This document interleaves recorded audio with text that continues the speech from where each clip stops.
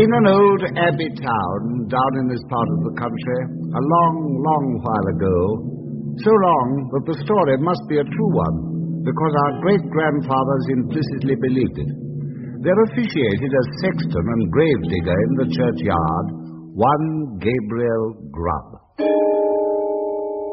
Gabriel Grubb was an ill-conditioned, cross-grained, surly fellow, a morose and lonely man who consorted with nobody but himself and an old wicker bottle which fitted into his large, deep waistcoat pocket. A little before twilight, one Christmas Eve, Gabriel shouldered his spade, lighted his lantern, and betook himself towards the old churchyard, for he'd got a grave to finish by next morning.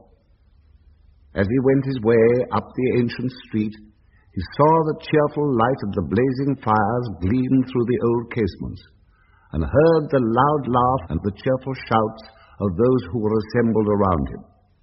All this was gall and wormwood to the heart of Gabriel Grubb, and when groups of children bounded out of the houses, tripped across the road, and were met, before they could knock at the opposite door, by half a dozen curly-headed little rascals who crowded round them as they flocked upstairs to spend the evening in their Christmas games.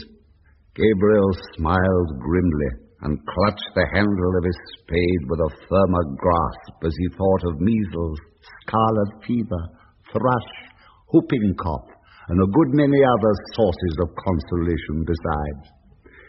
In this happy frame of mind, Gabriel strode along, until he turned into the dark lane which led to the churchyard. Now, Gabriel had been looking forward to reaching the dark lane, because it was, generally speaking, a nice, gloomy, mournful place, in which the townspeople didn't much care to go, except in broad daylight, and when the sun was shining. Consequently, he was not a little indignant to hear a young urchin roaring out some jolly song about a Merry Christmas in this very sanctuary, which had been called Coffin Lane ever since the days of the old abbey and the time of the shaven-headed monks. Gabriel waited until the boy came up, then dodged him into a corner, rapped him over the head with his lantern 5 or 6 times to teach him to modulate his voice. And as the boy hurried away with his hand to his head, singing quite a different sort of tune, Gabriel Grubb chuckled very heartily to himself and entered the churchyard, locking the gate behind him. He took off his coat, put down his lantern, and getting into the unfinished grave, worked at it for an hour or so with a right good will. But the earth was hardened with the frost, and it was no very easy matter to break it up and shovel it out. And although there was a moon, it was a very young one, and shed little light upon the grave, which was in the shadow of the church. At any other time, these obstacles would have made Gabriel Grubb very moody and miserable, but he was so well pleased with having stopped the small boy singing that he took little heed of the scanty progress he had made, and looked down into the grave when he had finished work for the night with grim satisfaction, singing as he gathered up his things. Brave lodgings for one, brave lodgings for one, a few feet of cold earth when life is done, a stone at his head, a stone at the feet, a rich juicy meal for the worms to eat, rank grass overhead and damp clay around, brave lodgings for one, these in holy ground. Ho, ho, a coffin at Christmas. A Christmas box. Ho, ho, ho. Ho, ho, ho, ho, ho, ho. Gabriel paused in some alarm in the act of raising the wicker bottle to his lips and looked around. The bottom of the oldest grave about him was not more still and quiet than the churchyard in the pale moonlight. The cold hoar-frost glistened on the tombstones and sparkled like rows of gems among the stone carvings of the old church. The snow lay hard and crisp upon the ground, and spread over the thickly strewn mounds of earth so white and smooth a cover that it seemed as if corpses lay there, hidden only by their winding sheets. Not the faintest rustle broke the profound tranquillity of the solemn scene. Sound itself appeared to be frozen up. All was so cold and still. "'Twas the echoes," said Gabriel Grubb, raising the bottle to his lips again. "It was not!"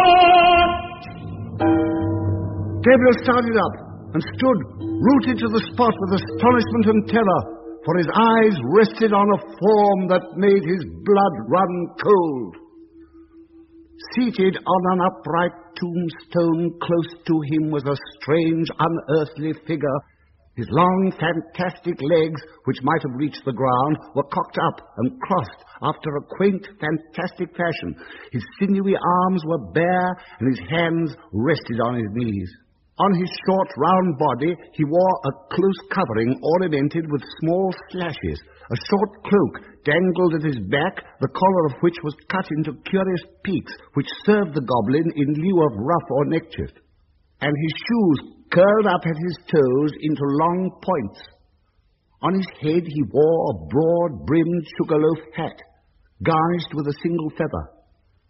The hat was covered with the white frost. The goblin looked as if he'd sat on the same tombstone very comfortably for 200 or 300 years. He was sitting perfectly still. His tongue was put out as if in derision. He was grinning at Gabriel Grubb with such a grin as only a goblin could call up. "It was not the echoes." Gabriel Grubb was paralyzed and could make no reply. "What do you do here on Christmas Eve?" "I come to dig a grave, sir." "What man wanders among graves and churchyards on such a night as this?" "Gabriel Grubb, Gabriel Grubb, Gabriel Grubb, Gabriel Grubb." A wild chorus seemed to fill the churchyard, and Gabriel looked fearfully around, but nothing was to be seen. "What have you got in that bottle?" "Orange, sir," replied the sexton, trembling more than ever. We'd bought it of the smuggler, and he thought that perhaps his questioner might be in the excise department of the goblins. "Who drinks Hollands alone and in a churchyard on such a night as this?" "Gabriel Grubb, Gabriel Grubb, Gabriel Grubb." "And who then is our fair and lawful prize?" "Gabriel Grubb, Gabriel Grubb." "Well, Gabriel, what do you say to this?" The sexton gasped for breath. "What do you think of this, Gabriel?" The goblin kicked up his feet in the air on either side of the tombstone and looked at the turned-up points with as much complacency as if he'd been contemplating the most fashionable pair of Wellingtons in all Bond Street. It's very curious, sir.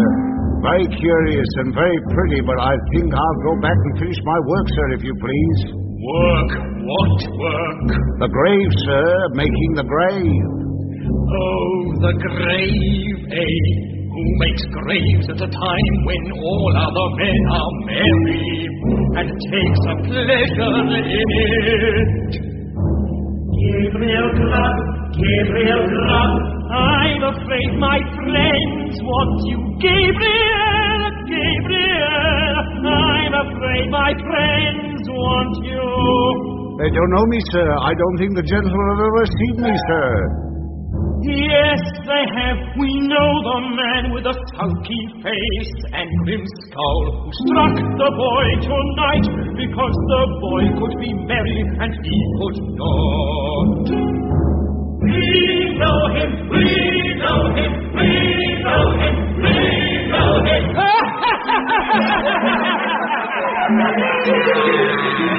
Here the goblin gave a loud, shrill laugh, which the echoes returned 20-fold, and throwing his legs up in the air, stood upon his head, or rather, upon the very point of his sugar-loaf hat, on the narrow edge of the tombstone, whence he threw a somersault with extraordinary agility right to the sexton's feet. I'm afraid I must leave you, sir. Gabriel Grubb going to leave us.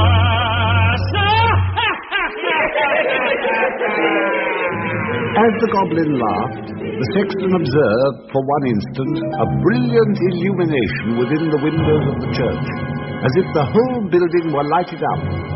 It disappeared. The organ pealed forth a lively air, and whole troops of goblins, the very counterpart of the first one, poured into the churchyard and began playing at leapfrog with the tombstones, never stopping for an instant to take breath, but overing the highest among them, one after the other, with the most marvellous dexterity. The first goblin was the most astonishing leaper, and none of the others could come near him. Even in the extremity of his terror, the sexton could not help observing that while his friends were content to leap over common-sized gravestones, the first one took the family vaults, iron railings and all, with as much ease as if there'd been so many street posts. At last the game reached a most exciting pitch.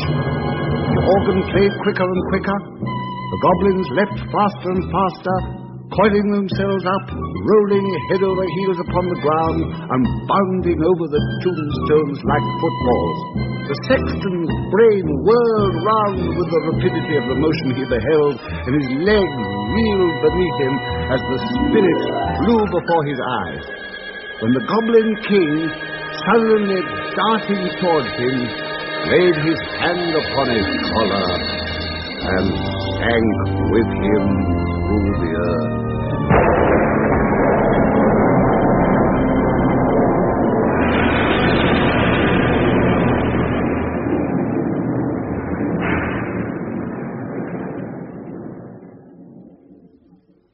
When Gabriel Grubb had had time to fetch his breath, which the rapidity of his descent had for a moment taken away, he found himself in what appeared to be a large cavern, surrounded on all sides by crowds of goblins, ugly and grim. In the centre of the room, on an elevated seat, was stationed his friend of the churchyard, who was apparently king of the goblins. Cold tonight, very cold, a glass of something warm here.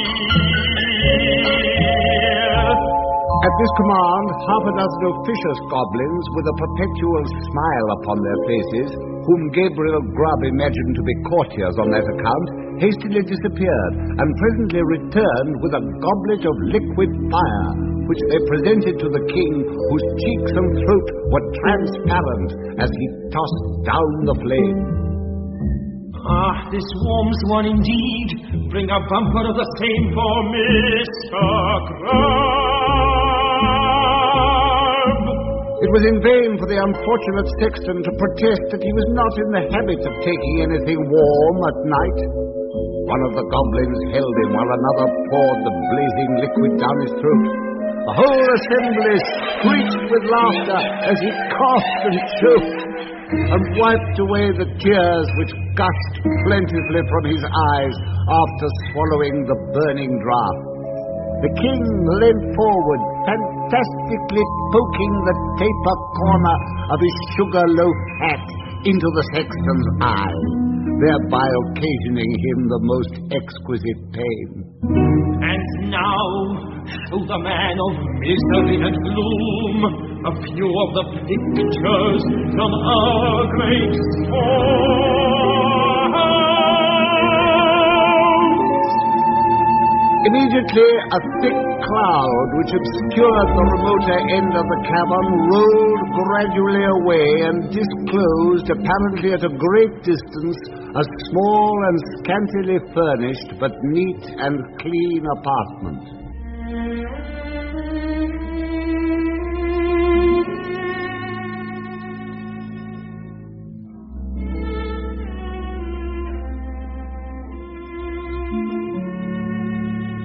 A crowd of little children were gathered round a bright fire, clinging to their mother's gown and gambolling around her chair.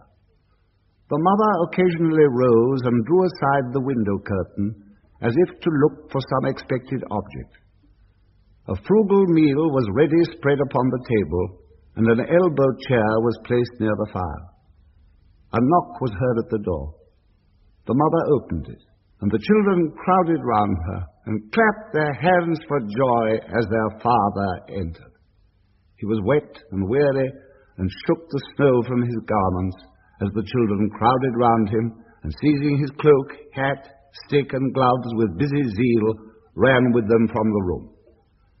Then, as he sat down to his meal before the fire, the children climbed about his knee, and the mother sat by his side, and all seemed happiness and comfort.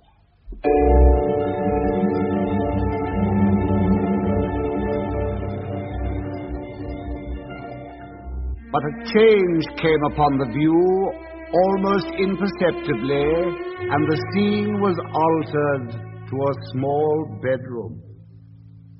Here the fairest and youngest child lay dying.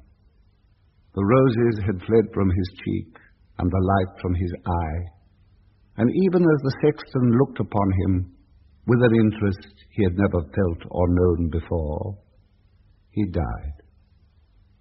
His young brothers and sisters crowded round his little bed and seized his tiny hand so cold and heavy, but they shrank back from its touch and looked with awe on his infant face, for calm and tranquil as it was, and sleeping in rest and peace, as the beautiful child seemed to be, they saw that he was dead. And they knew that he was an angel looking down upon and blessing them from a bright and happy heaven.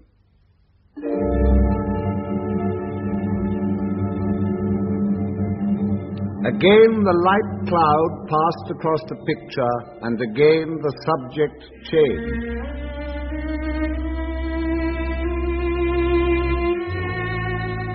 The father and mother were old and helpless now, and the number of those about them was diminished more than half.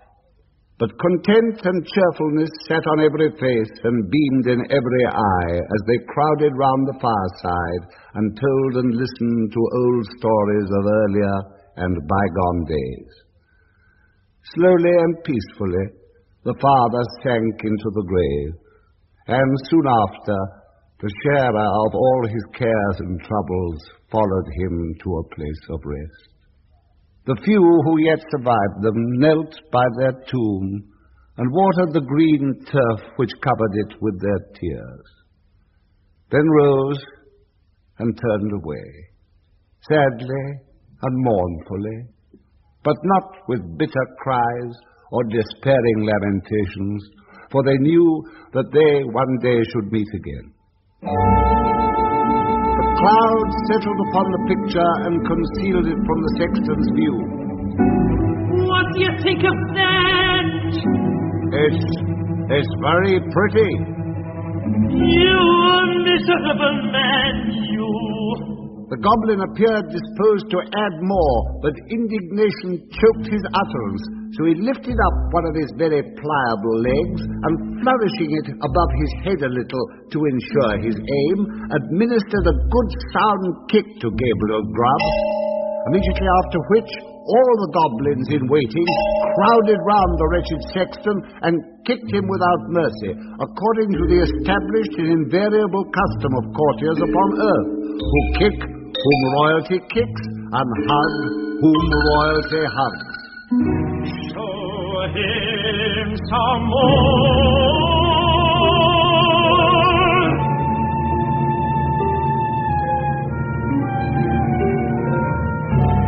The cloud was dispelled, and a rich and beautiful landscape was disclosed to view. There's just such another, to this day, within half a mile of the old abbey town.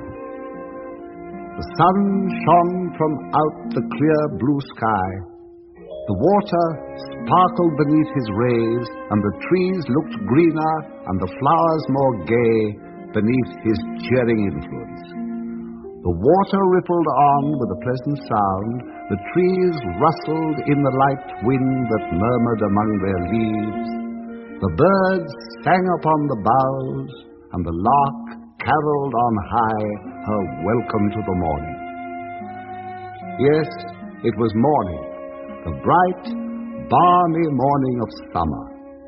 The minutest leaf, the smallest blade of grass was instinct with life.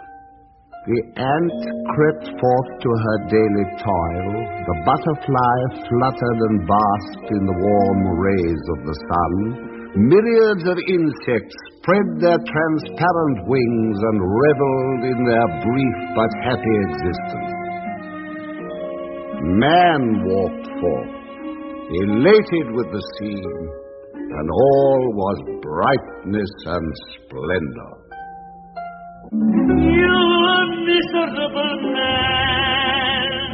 Again the king of the goblins gave his leg a flourish, and again it descended on the shoulders of the sexton, and again the attendant goblins imitated the example of their chief.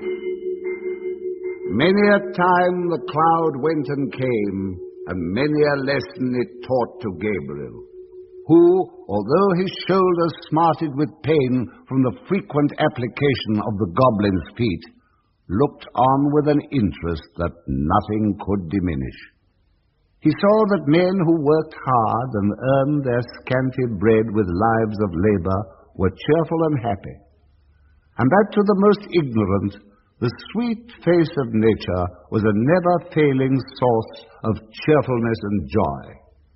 He saw that women, the tenderest and most fragile of all God's creatures, were the oftenest superior to sorrow, adversity, and distress.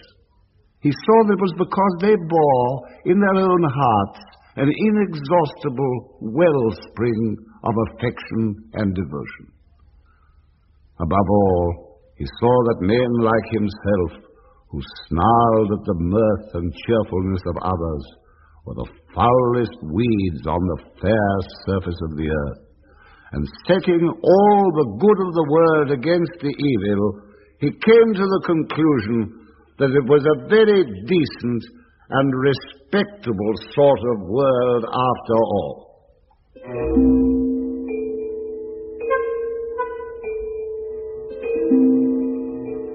No sooner had he formed it than the cloud which closed over the last picture seemed to settle on his senses and lull him to repose.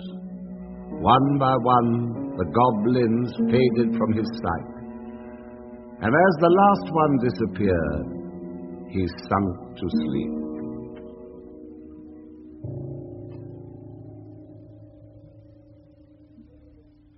The day had broken when Gabriel Grubb awoke and found himself lying at full length on the flat gravestone in the churchyard, with the wicker bottle lying empty by his side and his coat, spade and lantern, all well whitened by the last night's frost, scattered on the ground. The stone on which he had first seen the goblin seated stood bolt upright before him, and the grave at which he had worked the night before was not far off. At first, he began to doubt the reality of his adventures, but the acute pain in his shoulders when he attempted to rise assured him that the kicking of the goblins was certainly not a dream. Gabriel Grubb got on his feet as well as he could for the pain in his back, and brushing the frost off his coat, put it on and turned his face towards the town. But he was an altered man. and he couldn't bear the thought of returning to a place where his repentance would be scoffed at and his reformation disbelieved. He hesitated for a few moments and then turned away to wonder where he might and seek his bread elsewhere. There were a great many speculations about the sexton's fate at first, but it was speedily determined that he'd been carried away by the goblins, and there were not wanting some very credible witnesses who had distinctly seen him whisked through the air on the back of a chestnut horse, blind of one eye, with the hind quarters of a lion and the tail of a bear.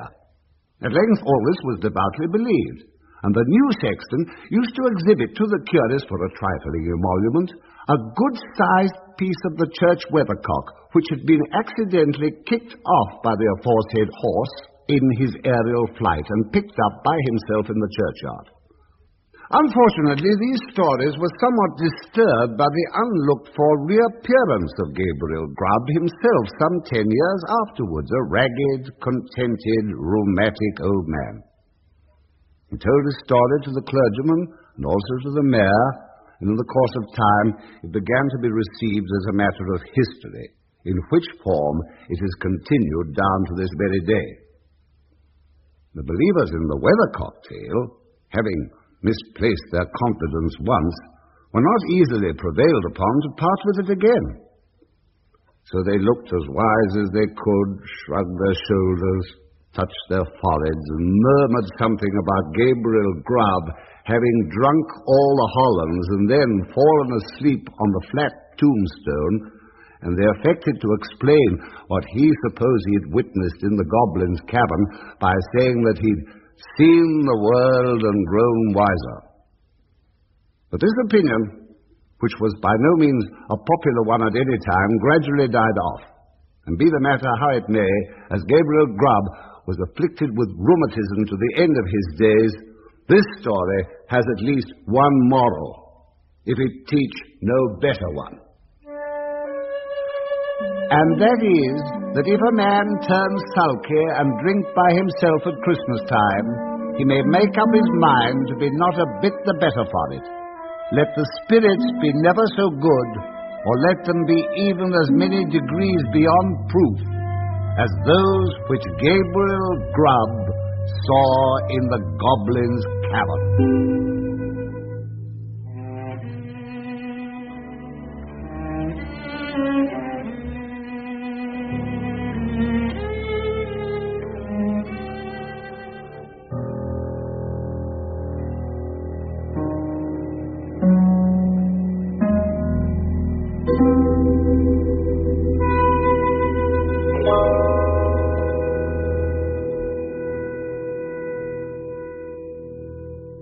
Ralph Richardson was your storyteller for The Story of the Goblins Who Stole a Sexton by Charles Dickens, which featured Wilfred Brown as the King of the Goblins.